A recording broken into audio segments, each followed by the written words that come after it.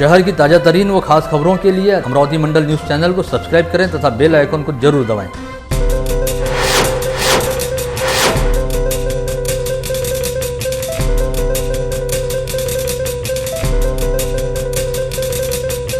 नमस्कार, दैनिक अमरावती मंडल के मंडल news bulletin में आप सभी का स्वागत है।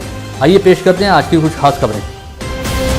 स्थानीय रामनगर परिसर में रहने वाले शहर के प्रतिष्ठित नागरिक व व्यवसायी मदनलाल मोंगा गत रोज उस समय भौचक रह गए जब उनके मोबाइल पर एक मैसेज में कहा गया कि उनकी इनोवा कार ने अभी बेंगलोर सेलम मार्ग के टोल नाके को पार किया है और फास्टैग के जरिए 70 रुपये का टोल शुल्क अदा किया है।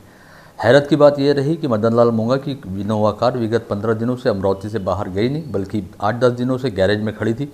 साथ ही 4 जनवरी की सुबह एक विवाह समारोह के ट्रिप के लिए इस कार को 3 जनवरी की शाम अमरावती में ही सजाया जा रहा था।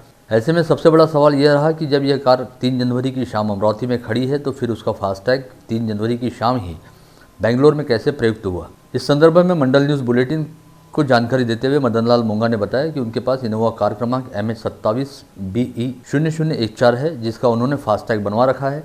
उनकी कार विगत 8-10 दिनों से अमरावती में ही खड़ी है और 4 जनवरी की सुबह इस कार को एक परिचित के यहाँ विवाह संबंधी काम के लिए भेजना था। अतः 3 जनवरी की शाम यह कार अमरावती में तैयार करते हुए सजाई जा रही थी। कमाल की बात यह है कि जो कार 3 जनवरी की शाम अमरावती में खड़ी थी, उसी कार का फास्टैग 3 जनवरी की शाम करीब 7:45 बजे बेंगलुरु में प्रयुक्त हुआ। मदनलाल मोंगा के मुताबिक 3 जनवरी की शाम उनके मोबाइल पर इस संदर्भ में एक SMS आया, जिसके जरिए उन्हें पता चला कि उनकी कार ने कुछ समय पहले ही बेंगलुरु सेलम हाईवे का टोल प्लाजा पार किया है और उनके फास्टैग के जरिए 70 रुपये का टोल शुल्क अदा हुआ है, जो उनके बैंक खाते से डेबिट किया गया, जबकि उनकी कार उनकी आंखों के सामने घर के पास खड़ी थी और फास्टैग स्टिकर कार के फ्रंट ग्लास पर ही लगा हुआ है। ऐसे में मदनलाल मोंगा ने तुरंत संबंधित टोल प्लाजा से संपर्क करते हुए इस बारे में जानकारी हासिल करने का प्रयास किया तो उन्हें बताया गया कि कुछ समय पूर्व उस टोल प्लाजा से एक इनोवा कार ही पास हुई है, जिसका नंबर तो टोल प्लाजा पर दर्ज नहीं है, लेकिन उस वाहन पर जो फास्टैग लगा हुआ था उसी आधार पर टोल शुल्क जमा किया गया है। मोंगा के मुताबिक वे इस संदर्भ में पुलिस सहित संबंधित अथॉरिटी के समक्ष अपनी शिकायत दर्ज कराने वाले हैं, ताकि दोबारा कोई इस तरह की धोखाधड़ी व ठगबाजी का शिकार न हो सके। लेकिन इस मामले से ये तो साफ हो गया है कि अब साइबर अपराधियों ने फास्टैग का भी क्लोन बनाते हुए ठगबाजी करनी शुरू कर दी है। मराठी पत्रकार परिषद से संलग्नित अमरावती जिला मराठी पत्रकार संघ द्वारा वॉलकट कंपाउंड परिसर स्थित जिला मराठी पत्रकार भवन में अत्याधुनिक अभ्यासिका व ई-लाइब्रेरी स्थापित की गई है, जिसका शुभारंभ 6 जनवरी को पत्रकार दिवस के उपलक्ष्य में समारोह पूर्वक जिले के पूर्व पालक मंत्री व विधान परिषद सदस्य प्रवीण पोटे पाटिल के हाथों होगा। जिला मराठी पत्रकार संघ के अध्यक्ष तथा दैनिक अमरावती मंडल के प्रबंध संपादक अनिल अग्रवाल की अध्यक्षता में आयोजित इस समारोह में कोरोना के खिलाफ जारी जंग में महत्वपूर्ण भूमिका निभाते हुए मरीजों की जान बचाने वाले जिला शल्य चिकित्सक डॉक्टर श्याम सुंदर निकम तथा सुपर कोविड हॉस्पिटल के इंचार्ज डॉक्टर रवि भूषण सहित प्रेस फोटोग्राफर मनीष जगताप, शेखर जोशी व शशांक नागरे का विशेष तौर पर सत्कार किया जाएगा। इस अवसर पर प्रमुख अतिथि के रूप में विधायक सुलभा खोड़के, महापौर चेतन गावंडे, पुलिस आयुक्त डॉक्टर आरती सिंह, मनपा आयुक्त प्रशांत रोडे तथा जिला सूचना अधिकारी हर्षवर्धन पवार उपस्थित रहेंगे। यहाँ यह विशेष उल्लेखनीय है कि समूचे राज्य में किसी भी पत्रकार संघ द्वारा संचालित यह अपनी तरह की पहली अभ्यासिका है। इस अभ्यासिका में MPSC, UPSC, banking, railway, talathi, clerk, SSC, net set व नीट जैसी विविध स्पर्धा परीक्षाओं की तैयारी करने वाले विद्यार्थियों की पढ़ाई हेतु परिपूर्ण इंतजाम किए गए हैं। इस अभ्यासिका में स्पर्धा परीक्षा की विभिन्न 581 किताबें उपलब्ध कराई गई हैं। साथ ही आवश्यकता के अनुरूप पत्रकार संघ द्वारा यहाँ पर विद्यार्थियों हेतु 2000 पुस्तकें उपलब्ध कराने का संकल्प तय किया गया है। इस अभ्यासिका व ग्रंथालय के अलावा यहाँ पर 10 कंप्यूटर की सुविधा वाली वातानुकूलित ई-लाइब्रेरी भी स्थापित की गई है, जहाँ पर डिजिटल स्वरूप में किताबों का अनमोल खजाना भी उपलब्ध कराया गया है। साथ ही इस अभ्यासिका में विभिन्न मासिकों व नियतकालिकों सहित रोजाना प्रकाशित होने वाले अखबारों को भी विद्यार्थियों हेतु उपलब्ध कराया जाएगा। ऐसे में स्पर्धा परीक्षा की तैयारी करने वाले शहर के तमाम विद्यार्थी इस अभ्यासिका व ई-लाइब्रेरी का लाभ ले सकेंगे। जिला मराठी पत्रकार संघ द्वारा जिले के सभी पत्रकारों, छायाचित्रकारों व इलेक्ट्रॉनिक्स मीडिया प्रतिनिधि एवं उनके परिजनों सहित प्रथम पंजीयन कराने वाले 150 नागरिकों हेतु मराठी पत्रकार दिवस के उपलक्ष्य में भव्य हृदय रोग निदान शिविर का आयोजन किया जा रहा है। इस शिविर में नाम मात्र पंजीयन शुल्क लेते हुए सोशल डिस्टेंसिंग के नियमों का पालन कर BMI, blood pressure monitoring, random blood sugar तथा ECG जाँच की जाएगी। साथ ही दूसरे दिन जरूरत रहने वाले शिविरार्थियों की लिपिड प्रोफाइल व हीमोग्लोबिन टेस्ट करवाई जाएगी और ऐसे मरीजों की सुप्रसिद्ध कार्डियोलॉजिस्ट डॉक्टर ऋषि लोहिया द्वारा स्वास्थ्य जांच करते हुए उन्हें स्वास्थ्य के संदर्भ में आवश्यक मार्गदर्शन किया जाएगा। अमरावती जिला परमिट रूम एसोसिएशन द्वारा जिला पालक मंत्री यशोमती ठाकुर को एक ज्ञापन सौंपकर कहा गया है कि अनलॉक की प्रक्रिया के तहत मात्र 50% ग्राहक क्षमता के साथ रात 10 बजे तक ही परमिट रूम व बियर बार शुरू रखने की अनुमति दी गई है, जिससे बार मालिकों का काफ़ी नुकसान हो रहा है। लॉकडाउन काल के दौरान भी सभी बार व परमिट रूम लगातार 6 महीने तक पूरी तरह से बंद रहे। वहीं दूसरी ओर शहर में लगने वाली अंडा गाड़ियों सहित शहर के आसपास स्थित ढाबों पर देर रात तक अवैध तरीके से शराब बेचने और पीने पिलाने का दौर चलता है। इसे तुरंत बंद कराया जाना चाहिए और सालाना 5 लाख रुपए का परमिट शुल्क अदा करने वाले बार व परमिट रूम को रात 12 बजे तक व्यवसाय करने की अनुमति दी जानी चाहिए।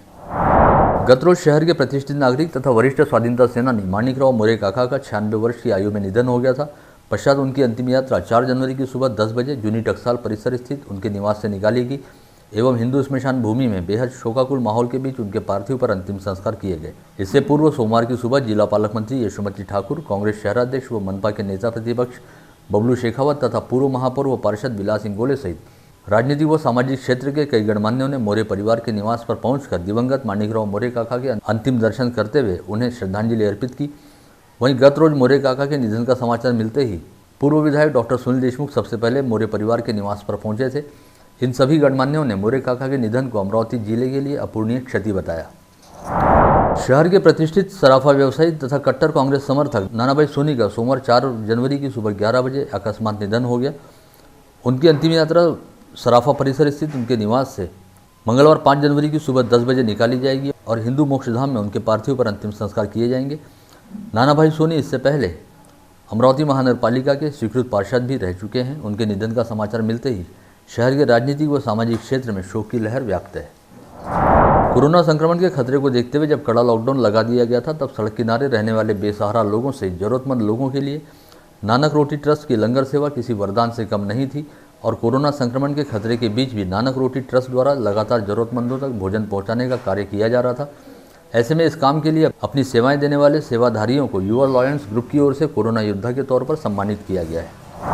शिक्षक निर्वाचन क्षेत्र में मतदान करने हेतु पात्र नहीं रहने वाले शिक्षकों के नाम अवैध तरीके से मतदाता सूची में शामिल करने वाले नारायणा विद्यालय के मुख्याध्यापक एवं शिक्षकों के खिलाफ अपराध दर्ज किया जाए, इस आशय की मांग उठाते हुए शिक्षक महासंघ के संस्थापक अध्यक्ष शेखर भोयर ने राजापेट पुलिस थाने में अपनी शिकायत दर्ज कराई है। यवतमाल जिला मध्यवर्ती सहकारी बैंक के संचालक मंडल में 16 सदस्य रहने वाली महाविकास आघाड़ी की सत्ता स्थापित हुई है।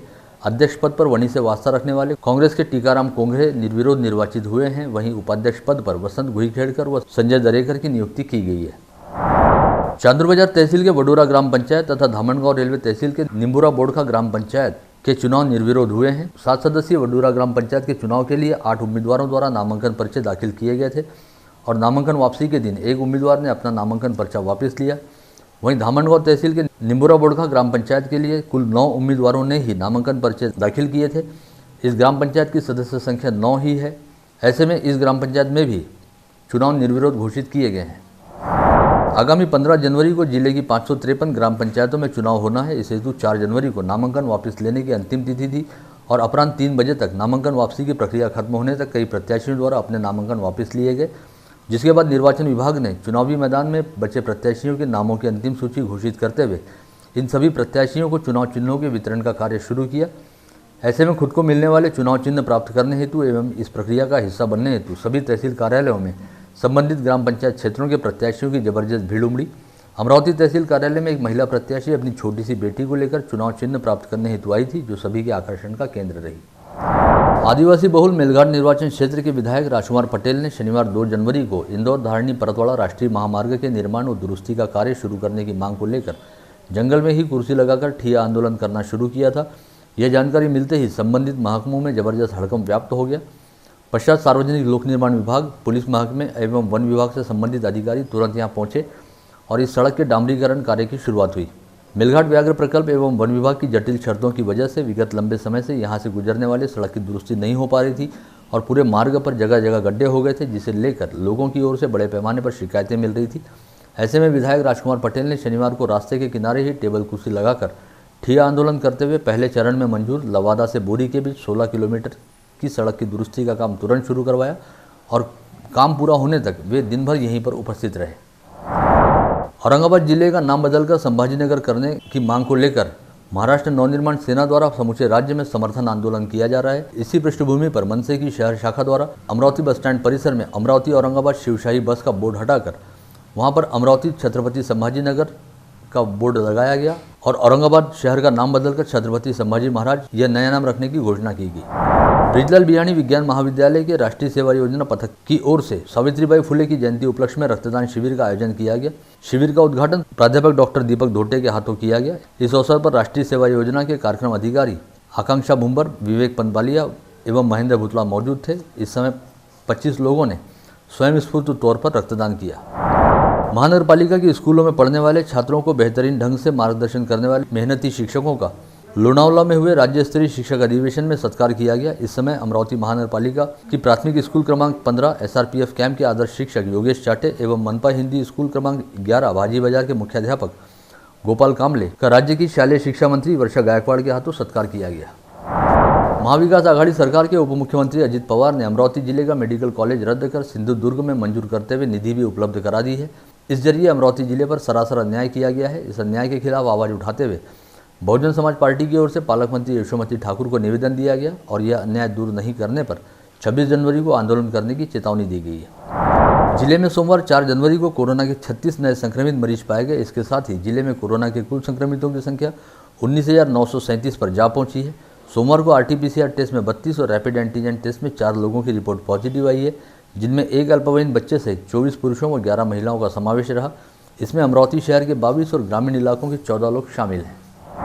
करीब एक माह पूर्व परतवाड़ा शहर के अठौड़ी बाजार परिसर से गोलू उर्फ शेख रशीद नामक युवक का अपहरण किया गया था। उसकी जघन्य हत्या करने के आरोप में पुलिस ने गोलू के 2 दोस्तों को बीती शाम गिरफ्तार किया है और एक प्रेस विज्ञप्ति जारी करते हुए गोलू की हत्या हो चुकने की जानकारी मीडिया को दी है। परतवाड़ा पुलिस की कस्टडी में इस वक्त सचिन लाला भामोरे नामक एक आरोपी है, जिसने गोलू उर्फ शेख रशीद की हत्या करने की कबूली पुलिस को दी है। इस कत्ल में सचिन भामोरे के साथ बराबर का साथी रहने वाला सागर सोनोने नामक आरोपी अमरावती की सेंट्रल जेल में बंद है, जिसे जल्द ही अपने ताबे में लेकर पुलिस द्वारा इस हत्या के हर पहलू की जाँच की जाएगी। पुलिस द्वारा दी गई जानकारी के मुताबिक मृतक तथा अन्य दोनों आरोपी परतवाड़ा शहर के नामी गिरामी बदमाश हैं और तीनों की आपस में गहरी दोस्ती भी थी। शराब पीने के बाद किसी बात को लेकर इन तीनों में गहरा विवाद हुआ था, जिसके बाद सचिन और सागर ने रशीद की हत्या कर दी। साथ ही इस बात का किसी को पता न चले, इसलिए मृतक रशीद के शव को मध्य प्रदेश के धाबा चिश थाना के बीच स्थित एक सुनसान जंगल में ले जाया गया, जहाँ पर उसकी लाश को जलाकर क्षत विक्षत शव को एक बोरे में भरकर पानी में फेंक दिया गया था। सचिन भामोरे की निशानदेही पर परतवाड़ा पुलिस ने धाबा चिश थाना परिसर से मृतक गोलू के शव के अवशेष को बरामद किया है। मामले की जांच चल रही है। पटाखा बिक्री की दुकान पर पुलिस अधीक्षक के विशेष पथक का छापा नहीं पड़ने देने की बात कहते हुए घाटंजी पुलिस थाने के एक पुलिस उप निरीक्षक द्वारा पटाखा विक्रेता से 6 लाख रुपए की रिश्वत मांगी गई थी, जिसमें से 1 लाख रुपए की रिश्वत स्वीकारते हुए इस PSI को घाटंजी थाने के भरोसा सेल में एंटी करप्शन ब्यूरो के पथक द्वारा रंगे हाथ गिरफ्तार किया गया। यह कार्रवाई ACB के पुलिस निरीक्षक हर्षराज अलसपुरे के नेतृत्व में की गई है। मोर्शी बस स्थानक पर एक 70 वर्षीय अज्ञात व्यक्ति की कड़ाके की ठंड की वजह से मौत हो गई। यह घटना विगत 29 दिसंबर को उजागर हुई थी। इस व्यक्ति के शव को 5 दिनों तक उपजिला अस्पताल के शवागार में रखा गया था, लेकिन इसके शव पर किसी के भी द्वारा दावा नहीं किया गया और उसकी शिनाख्त नहीं हो पाई। ऐसे में मानवता फाउंडेशन द्वारा पाला सालबर्डी मार्ग स्थित स्मशान घाट में इस अज्ञात व्यक्ति के पार्थिव का अंतिम संस्कार किया गया।